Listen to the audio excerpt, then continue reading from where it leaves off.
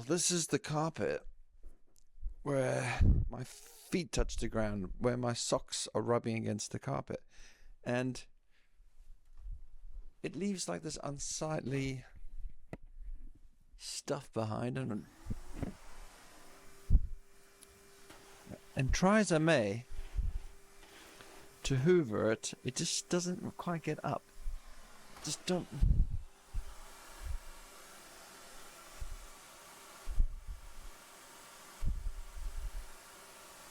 Is there a trick to bringing this up from the carpet so that the Henry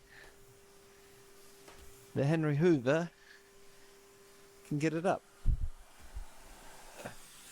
This is what the underside of the attachment looks like.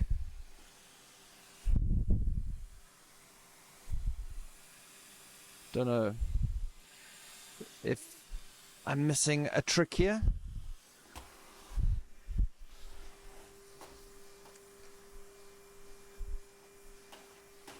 Maybe it just needs to get down and pick it out.